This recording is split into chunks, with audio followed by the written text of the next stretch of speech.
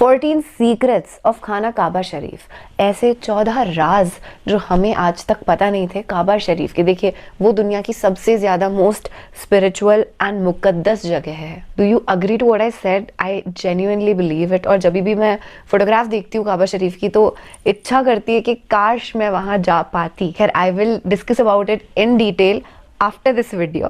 अभी फिलहाल इस वीडियो पर रिएक्शन करते हैं। एक्सक्लूसिव फुटेजेस, लाइव मक्का की पाक पावन ज़मीन, मुकद्दस जगह का हमको वीडियो देखने मिलेगा और कुछ ऐसे राज जो शायद हाजी लोगों को भी नहीं पता होंगे वो हमें पता चल जाएंगे। तो चलिए, अजीज मोहतरम मेरे प्यारे से दोस्त, आपका खुशामदीद, आपका स्वागत है इस वीडियो के अंदर। It is one of the most amazing videos available on the internet today and you are lucky enough कि आज आपको ना काबा शरीफ के दर्शन हो जाएंगे। मैं अच्छे से रूबरू हूँ कि काफ़ी सारे मुसलमान ऐसे होते हैं जिनकी आंखें भर आती हैं जब वो फोटोग्राफ भी देखते हैं काबा शरीफ की, और मेरे साथ भी काफ़ी बार मेरी ज़िंदगी में ऐसा हुआ है। I understand the connection. फिलहाल वो खुफिया जो राज वाली बातें हैं ना, उनसे थोड़ा पर्दाफाश करते हैं, फिर उसके बाद ढेर सारी गुफ्तगू ऐसी प्यार भरी मोहब्बत नुमा हम करेंगे। बिस्मिल्लाहिर्रहमानिर्रहीम। That's true, बिस्मिल्लाहिर्रहमानिर्रहीम। Disclaimer। आज की वीडियो में आपको खाना काबा के ऐसे 14 सीक्रेट्स बताऊंगा जो हर मुसलमान को लाजमी पता होने चाहिए। क्या आपको पता है, इंसानों से पहले अल्लाह ने फरिश्तों को पैदा किया था। फरिश्ते आसमान पर रहते थे, इसलिए आसमान पर एक काबा है। अल्लाह ने इसकी कसम कुरान पाक में खाई है। इसको बैतुल मामूर कहते हैं। इसलिए जो सबसे पहला काबा बनाया गया था इसको बैतुल मामूर कहते हैं और ये आसमानों में है। खाना काबा के बारे में अल्लाह ताला कुरान पाक में फरमाता है, बेशक सबसे पहला इबादत का घर इंसानों के लिए जो मुकर्रर किया गया वो मक्का में है। बरकत से भरा हुआ है, तमाम आलमीन के लिए हदायत है। असल में खाना काबा की जो बुनियादें हैं वो हजरत आदम अलैहिस्सलाम ने रखी हैं, क्योंकि वो पहले इंसान है इस दुनिया पे, तो उन्होंने फरिश्तों की मदद से सबसे पहले खाना काबा बनाया। फिर आपको पता है तूफान नूह आ गया था, सारी दुनिया खत्म हो गई थी। तो स्क्रीन पर आप देख सकते हैं इस तरह कुछ मट्टी मट्टी इकट्ठी हो गई थी और खाना काबा दह गया था। फिर काफी अरसा इसी तरह रहा और फिर अल्लाह ताला ने हजरत जिब्राइल अलैहिस्सलाम को हजरत इब्राहिम अलैहिस्सलाम के पास खाना काबा बनाने का हुक्म देकर भेजा। कुरान पाक में अल्लाह फरमाता है ना, जब वो उठा रहे थे खाना काबा की बुनियादों को, तो इसका मतलब ये है कि उन्होंने इसी मिट्टी को इतना खोदा कि वो जो हजरत आदम अलैहिस्सलाम के दौर की बुनियादें थी वो नजर आना शुरू हो गई और फिर वहीं से उसकी कंस्ट्रक्शन जो है वो दोबारा से स्टार्ट की। और जो हजरत इब्राहिम अलैहिस्सलाम और हजरत इस्माइल अलैहिस्सलाम ने काबा बनाया वो उसका सैंपल कुछ आप लोगों के सामने है। तो आप देख सकते हैं कि उस वक्त जो काबा बनाया गया था उसका कोई छत नहीं था और उसके 2 दरवाजे थे, मतलब यहाँ से अंदर जाते थे और इस दरवाजे से बाहर आ जाते थे। और तीसरी जो इंपॉर्टेंट बात है वो ये है कि इस वक्त जो काबा बनाया गया था उसकी ये वाली जो 2 दीवारें थी वो इन दोनों दीवारों से उनका साइज, उनकी लंबाई ज्यादा थी। बाद में ये कम कर दी गई, इसके बारे में आपको आगे चल के बताऊंगा। उसके काफी अरसे के बाद हजूर सल्लल्लाहु अलैहि वसल्लम के ज़माने में कुरैश वालों ने खाना काबा की तामीर स्टार्ट की। उस वक्त गलत तरीके से भी पैसे कमाए जाते थे। उन्होंने ये डिसाइड किया कि खाना काबा की तामीर सिर्फ हलाल पैसों से करेंगे। हुआ ये कि पैसे कम पड़ गए और खाना काबा की दीवारें छोटी कर दी गई। ये आगे वीडियो में हम डिस्कस करेंगे। और जब खाना काबा की दीवारें हजरे अस्वद तक पहुंची तो कुरैश के सरदार आपस में लड़ना शुरू हो गए कि कौन हजरे अस्वद को काबा में लगाएगा। तो स्क्रीन पे आप देख सकते हैं कुछ लोग बने हुए हैं और उन्होंने एक चादर को पकड़ा हुआ है। तो हजूर सल्लल्लाहु अलैहि वसल्लम ने यह कहा कि हजरे अस्वद को एक चादर में रख के उसको पकड़ ले, और सब सरदारों ने चादर को पकड़ लिया। जब वो चादर को काबा के पास लेकर आए तो हुजूर सल्लल्लाहु अलैहि वसल्लम ने अपने हाथों से हजरे अस्वद को काबा में लगाया। ओके, अब मैं आपको खाना काबा के 14 सीक्रेट्स के साथ इनकी हिस्ट्री बताता हूँ। सबसे पहले आप देख सकते हैं हिजरा अस्वद, ये पत्थर और मुकाम इब्राहिम पे जो पत्थर है ये दोनों पत्थर जन्नत से आए हैं। इसी पत्थर से तवाफ शुरू किया जाता है और इसी पत्थर पे तवाफ खत्म किया जाता है। बहुत सारे हजारों लोगों ने, अंबिया कराम, इवन के हमारे प्यारे नबी सल्लल्लाहु अलैहि वसल्लम ने इस मुबारक पत्थर पर अपने होंठ मुबारक रखे हैं। हदीस में आता है कि शुरू में यह पत्थर दूध की तरह सफेद रंग का था,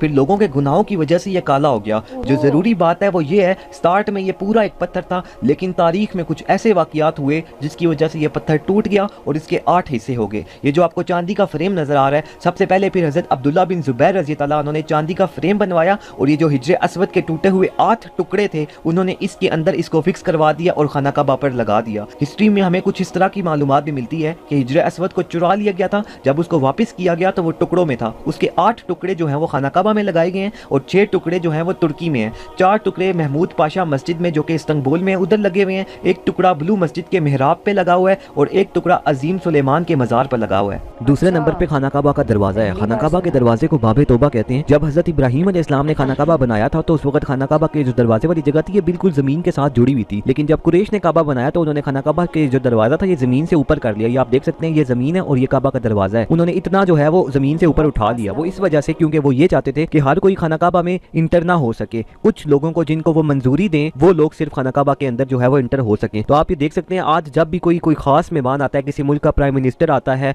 तो उसके लिए स्पेशल जो है वो पुलिस का घेराव किया जाता है, लोगों को दूर किया जाता है और वो फिर जो है खाना काबा के अंदर इंटर होता है और वहां पर जाकर नफल अदा करता है। खाना काबा के दरवाजे की अगर हम बात करें तो सबसे ऊपर वाले हिस्से में लिखा हुआ है अल्लाह जल जलाला मोहम्मद सल्लल्लाहु अलैहि वसल्लम और इसके नीचे कुरान पाक की बहुत ही खूबसूरत आयात लिखी हुई हैं। खाना काबा के दरवाजे पर लिखा हुआ है, कहो कि ए मेरे बंदो, जिन लोगों ने गुनाह करके अपनी जानों पर जुल्म किया है, कभी भी अल्लाह की रहमत से नाउमीद मत होना। खाना काबा के दरवाजे पर लिखा हुआ है, आपका रब कहता है मुझसे दुआ करो, मैं तुम्हारी दुआ का, तुम्हारी पुकार का जवाब दूंगा। और इसके अलावा जो कुरान मजीद की आयात लिखी हैं वो स्क्रीन पर आप लोगों के सामने है, वहां से ट्रांसलेशन आप पढ़ सकते हैं। ओके, थर्ड नंबर पे है मिसाबिर अहमद। जब हजरत इब्राहिम अलैहिस्सलाम ने खाना काबा बनाया तो उस वक्त इसका कोई छत नहीं था, लेकिन फिर जब कुरैश ने काबा बनाया तो उन्होंने इसका छत भी बनाया। अब जब आसमान से बारिश होती थी तो बारिश का पानी खाना काबा की छत पे जमा हो जाता है, तो खाना काबा की छत से पानी उतारने के लिए भी तो कोई पाइप होना चाहिए। तो ये स्क्रीन पर आप देख सकते हैं, ये पाइप लगाया गया खाना काबा की छत के ऊपर वाली साइड पे। इससे बारिश का पानी खाना काबा की छत से नीचे ज़मीन पर उतरता है और लोग नीचे इसके नहाते भी हैं। इसको रहमत का परनाला कहा जाता है, रहमत वाला पानी खाना काबा की छत से नीचे उतरता है। फोर्थ नंबर पे आप देख सकते हैं खाना काबा की नीचे वाली साइड पे व्हाइट कलर का मार्बल लगा हुआ है। इस मार्बल को शादरवान कहते हैं। इस मार्बल के ऊपर कुंडे लगे हुए हैं जिनके अंदर रस्सी डाल के खाना काबा के गिलाफ को नीचे से बांधा जाता है। जब लोग यहाँ पर आते हैं तो वो नंगे पाँव होते हैं और आपको पता है नंगे पाँव की उंगलियों पे बहुत जोर से लगती है, इसलिए उन्होंने इसकी शेप नीचे से अंदर की तरफ इस तरह से बनाई हुई है ताकि लोगों के पाँव की उंगलियों पे लगे ना। फिफ्थ नंबर पे आता है हतीम। हतीम बेसिकली खाना काबा के पास ये जो व्हाइट से कलर की यू शेप की दीवार है ना, इसको कहते हैं।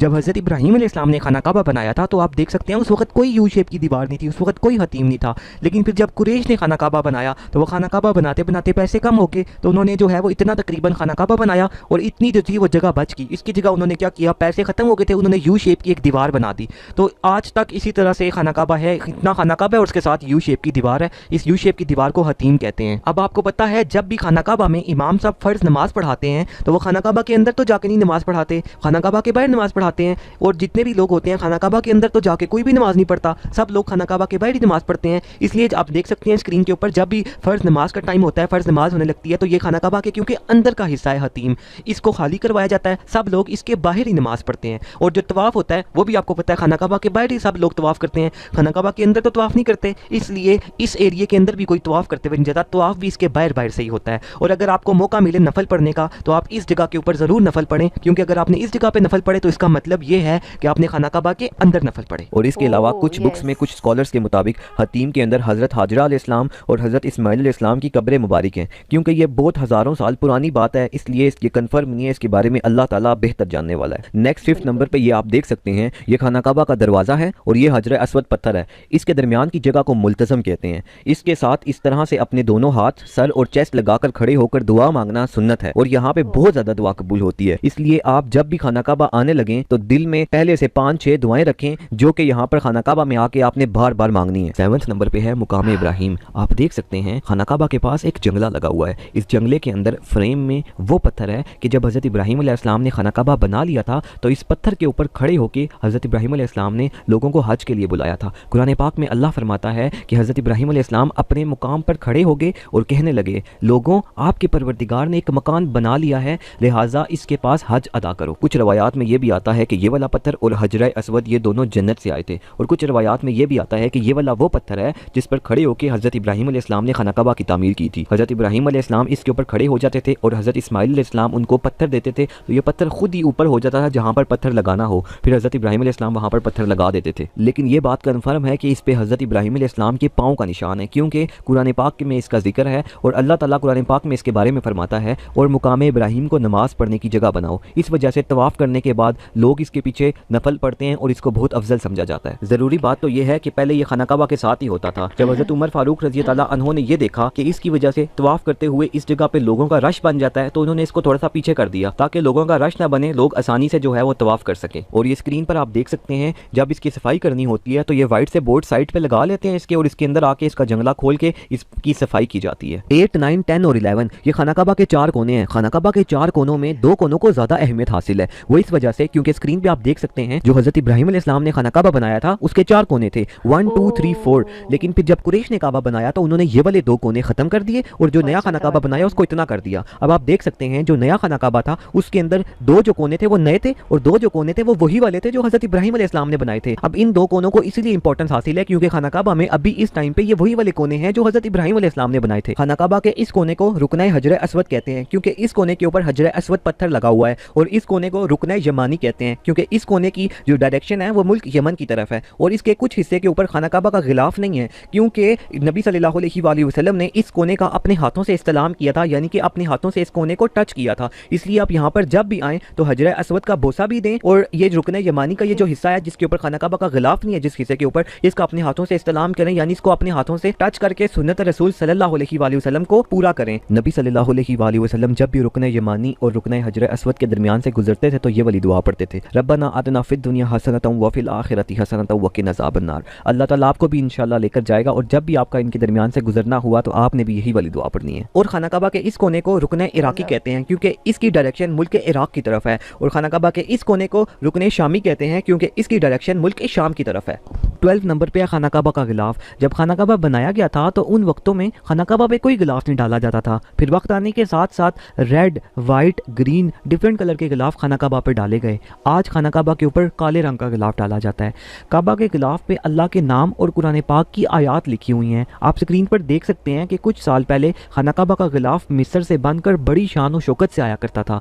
काबा के छत के ऊपर इस तरह से पाइप लगा हुआ है, और पहले पहले जब हज का महीना होता था तो काबा के गिलाफ इस तरह से पाइप के साथ बांध दिया जाता था, लेकिन आज के दौर में जब हज का महीना होता है तो वाइट कलर के कॉटन के कपड़ा बांधकर इस तरह से खाना काबा का गिलाफ ऊपर कर दिया जाता है, चारों साइड से वाइट सा कपड़ा लगाकर, क्योंकि लोग अपने साथ कैंचियाँ, छुरियाँ, ब्लेड लेकर आते हैं और काबा के गिलाफ से धागे, कपड़े के पीसेस काट कर ले जाते हैं। हर साल 9 ज़िलहज को खाना काबा का पुराना गिलाफ उतार के नया गिलाफ चढ़ाया जाता है। 13 नंबर पे आप देख सकते हैं कि ये हिजर अस्वद वाले कोने से एक लाइन से निकल रही है। तो आपको पता है खाना काबा के 4 कोने होते हैं, और जो हम तवाफ स्टार्ट करते हैं वो खाना काबा के हिजर अस्वद वाले कोने से स्टार्ट करते हैं। अब ये आपको पता है यहाँ पे बहुत ज़्यादा रश होती है, तो कुछ लोग जो होते हैं वो हिजर अस्वद के पास होते हैं, लेकिन कुछ लोग होते हैं वो हिजर अस्वद से बहुत ज़्यादा दूर होते हैं, कुछ लोग होते हैं वो ऊपर वाले फ्लोर पे होते हैं खाना काबा पे, तो उनको सही आइडिया नहीं होता कि हमने अब तवाफ स्टार्ट करना है तो हिजर अस्वद वाला कोना कहाँ पे है।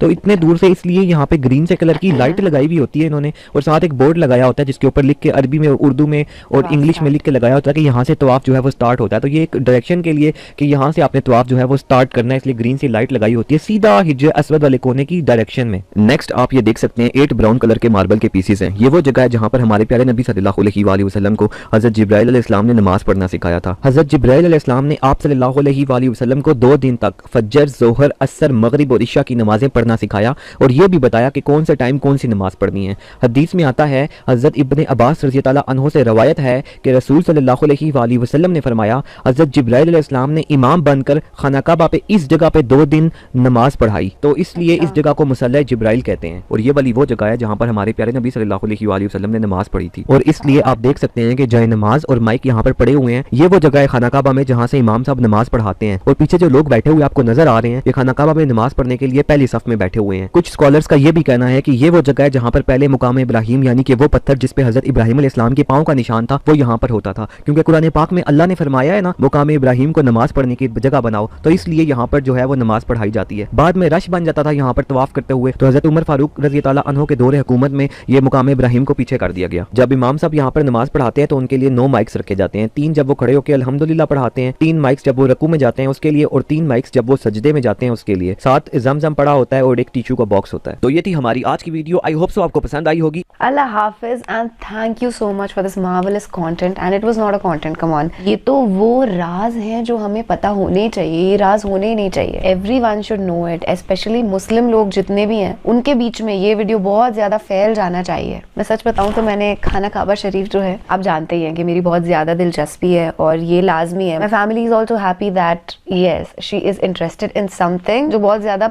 पीस को प्रमोट करती है। तो मैंने कुछ वीडियो काबा शरीफ पर देख रखे थे, पर आज तक भी जो भी बातें इन्होंने बताई ना उसकी एक भी बात मुझे नहीं पता थी। ये मुझे पता है कि वहाँ पे हर समय आपको खुशबू आती रहेगी, साफ सफाई अल्टीमेट रहती है, हाइजीन अल्टीमेट रहता है, किसी भी तरीके की कोई नॉइज पॉल्यूशन नहीं होता है वहाँ पे, एकदम शांति, नमाजें पढ़ी जाएंगी 5 वक्त की। और वो सारे मुसलमान लोग जो चाहते हैं कि वो नमाजी बन जाएं और फिलहाल वो नमाज नहीं पढ़ रहे हैं, वो भी उधर जाके बहुत इंस्पायर हो जाते हैं कि यार अब जब स्टार्ट हो ही गया तो 5 वक्त की नमाज हमें पढ़नी ही चाहिए। देखिए इस जिंदगी में ना ग्रैटिट्यूड के बिना काम नहीं चलेगा हमारा। एक एक सेकंड हमको धन्यवाद देना चाहिए अल्लाह सुब्हान व तआला को कि उनकी वजह से हमें ये टेस्टिंग पीरियड इन दिस दुनिया मिला है। ये कोई ऐशो आराम करने वाला वक्त नहीं है कि बस बैठ गए बातें कर ली। ये वो वक्त है जब हमारा वाकई में एक टेस्ट चल रहा है और हमें इसमें अव्वल आना है।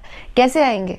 हमेशा नेक आमाल करके, इस शरीर को और इस रूह को जनहित में लगा करके हमेशा ऐसा काम चुनेंगे जिससे हमारा ही नहीं, हमारे जो बच्चे हैं, बुजुर्ग हैं, हर एक इंसान का भला हो और किसी का भी बुरा कभी भी ना हो। ये कोई मैं पैगाम नहीं दे रही हूँ आपको, जब मैं होती भी कौन हूँ। ये तो कुरान शरीफ की आयतें खुद कहती हैं। उम्मीद है आप एक हक के रास्ते पर चलेंगे और हमेशा नेक अमाल करेंगे। प्यार करने वाले इंसान आप हैं ही।